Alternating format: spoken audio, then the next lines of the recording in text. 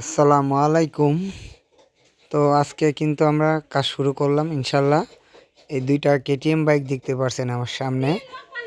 এখানে একটি বাইক আছে হচ্ছে ইউরোপিয়ান, আর একটি হচ্ছে আপনার ইন্ডিয়ান এডিশন। তো এখন আমার ডান পাশে যে বাইকটি দেখতে পারছেন এটা হচ্ছে ইউরোপিয়ান ভার্সন, আর এটা হচ্ছে আমাদের ইন্ডিয়ান ভার্সন। তো এই বাইকের যে সমস্যাটা সেটা হচ্ছে বাইকের সাইড স্ট্যান্ড সেন্সরে সমস্যা হচ্ছে, যার ফলে বাইকটা স্টার্ট দিয়ে গিয়ার শিফট করলে বাইকটি স্টার্ট বন্ধ হয়ে যাচ্ছে। এখন সেটারই কাজ চলতেছে।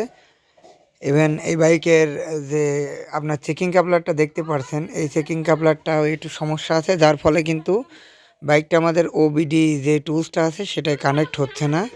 তো যার ফলে আমি জাম্পার কেবল দিয়ে এটা কানেক্ট করে রাখছি। কেটিএমের যে কেবলটা দেওয়া হয় সেটা কিন্তু এটার সঙ্গে কানেক্ট হচ্ছে না। তো এখন আমি আপনাদের দেখাচ্ছি হচ্ছে বাইকের সাইড স্ট্যান্ড সেন্সরের জায়গাটি। দেখুন এখানে যে সাইড স্ট্যান্ড সেন্সরের যে সকেটটা থাকে সেটা কিন্তু খুলে রাখছি। আর এটা কিন্তু যেহেতু 3 তারের একটি সকেট থাকে সেহেতু এটায় ভোল্টেজ 12 ভোল্ট আসে না, এই জন্য এটা বাইপাস করা আপনার শুধুমাত্র তার দিয়ে জাম্প করে বাইপাস করা যায় না, এটার জন্য রেজিস্ট্যান্স দিয়ে বাইপাস করা লাগে।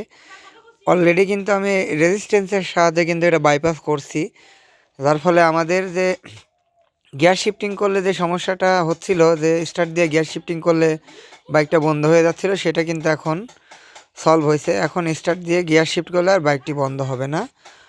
আর হ্যাঁ, এটা দেখতে পাচ্ছেন যে এখানে কিন্তু এই যে আমি টেপ দিয়ে এখানে কিন্তু যে রেজিস্ট্যান্স থাকে ওটা কিন্তু প্লাগ করে রাখছি।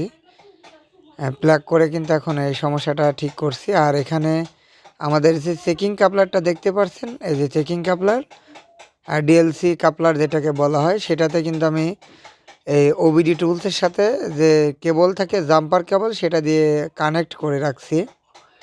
আর এই বাইকে আরেকটি সমস্যা, সেটা হচ্ছে বাইকের মিটারটাও কাজ করে না।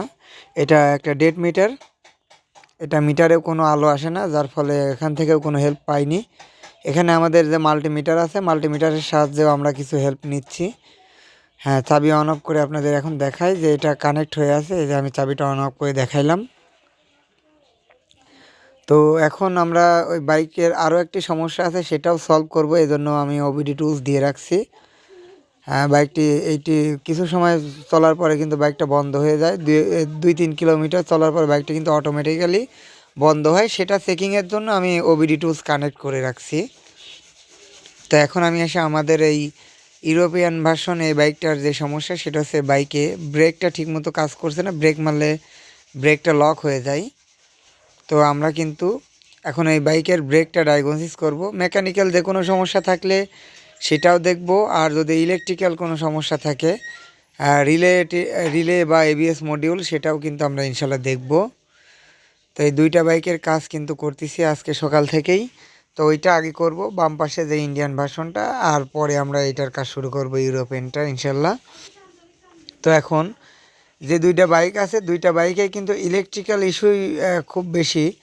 আর আমাদের এই বাইকটিতে ওবিডি কানেক্ট হচ্ছিল না, ইউরোপিয়ানটা ওবিডি কানেক্ট হচ্ছে, যার ফলে আমি